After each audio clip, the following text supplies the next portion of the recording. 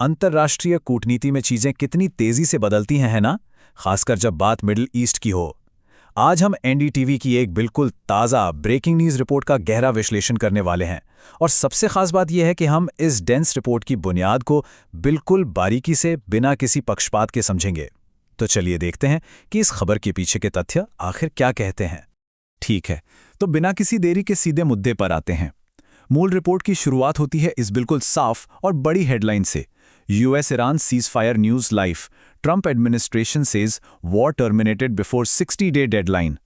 ये एक पंक्ति इस पूरे विश्लेषण का सबसे अहम आधार है। इस एक छोटी सी लाइन में नेताओं के नाम, एक स्ट्रिक्ट टाइमलाइन और युद्ध की समाप्ति जैसे बड़े फैक्ट्स छुपे हुए हैं। चलिए अब इन सबको एक एक करके डिकोड करते हैं। इस पूरे घटनाक्रम को आसानी से समझने के लिए हम इसे 5 हिस्सों में बांटेंगे। पहले युद्ध विराम की घोषणा पर नजर डालेंगे, फिर उस 60 दिन की समय सीमा को समझेंगे, उसके बाद प्रमुख नेता और देशों की बात होगी, चौथे नंबर पर हॉर्मुज़ जलदमरू मध्य यानी स्ट्रेट ऑफ हॉर्मुज़ का भौगोलिक महत्व, और आखिर में बाकी बचे सबसे जरूरी सवाल। तो शुरुआत करते हैं हमारे पहले बिंदु से, युद्ध विराम की घोषणा। एक ऐसा फैसला जो काफी अचानक आया। यहां ध्यान देने वाली सबसे अहम बात यह है कि आदेश आ कहां से रहा है। रिपोर्ट में ट्रंप प्रशासन को इस युद्ध विराम या युद्ध समाप्ति के आदेश का मुख्य केंद्र बताया गया है। यह दिखाता है कि यही वो पावर या शक्ति है जिसने इस अचानक टर्मिनेशन का दावा किया है। और देखिए, जब भी ऐसी किसी प्रशासनिक शक्ति से आदेश आता है तो अंतर्राष्ट्रीय स्तर पर उसका तुरंत और काफी गहरा प्रभाव पड़ता है। आगे बढ़ते हैं दूसरे हिस्से पर, 60 दिन की समय सीमा, यानी एक ऐसी टाइमलाइन जो बिल्कुल बदल गई। अब सबसे ज्यादा चौंकाने वाली बात ये अंक 60 है। ये सिर्फ एक मामूली संख्या नहीं है।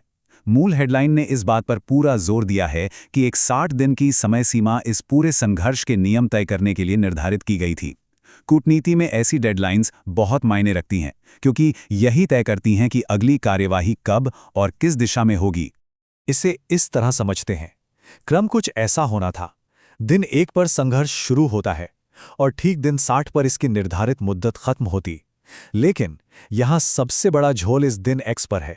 प्रशासनिक आदेश के चलते युद्ध को 60 दिन पूरे होने से पहले ही अचानक समाप्त कर दिया गया। एक तयशुदा वेल प्लान टाइमलाइन को बीच में ही रोक दिया गया, जिसका स्पष्ट जिक्र इस मूल रिपोर्ट में किया गया है।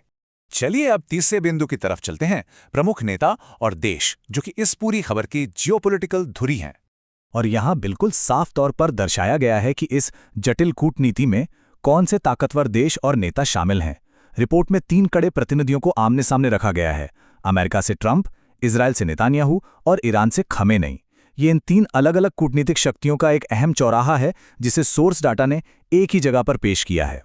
अगर ध्यान दें तो सोर्स मटेरियल ने इन 3 भारी भरकम राजनीतिक शक्तियों को बहुत ही निष्पक्ष रूप से एक युद्ध विराम कथा में बुन दिया है।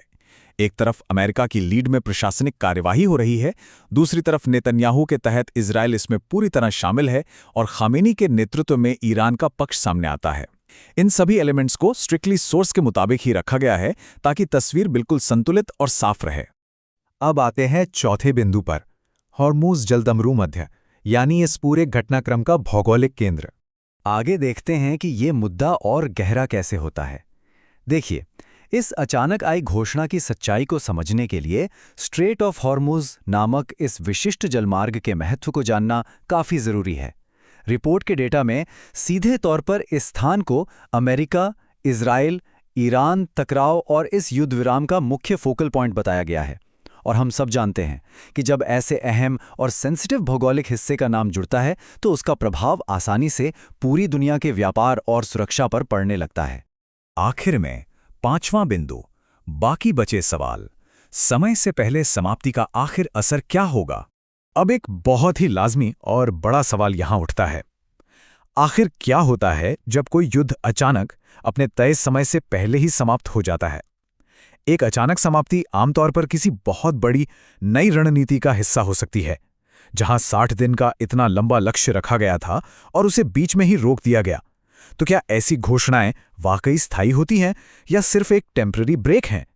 यही तो कूटनीति का सबसे ज्यादा जटिल हिस्सा है। तो सब कुछ देखने और परखने के बाद जो आखिरी और सबसे अहम सवाल बचता है वो ये है, एक पहले से तय 60 दिन की समय सीमा से पहले हुई इस अचानक समाप्ति का मिडिल ईस्ट की लंबे समय की स्थिरता यानी लॉन्ग टर्म स्टेबिलिटी के लिए वास्तव में अर्थ क्या निकलता है। यही वो प्रश्न है जो आने वाले महीनों में इन देशों के कूटनीतिक रिश्तों को और दुनिया भर की जियोपॉलिटिक्स को दिशा देगा। बाकी डेवलपमेंट्स पर नजर बनाए रखना अब और भी दिलचस्प होगा।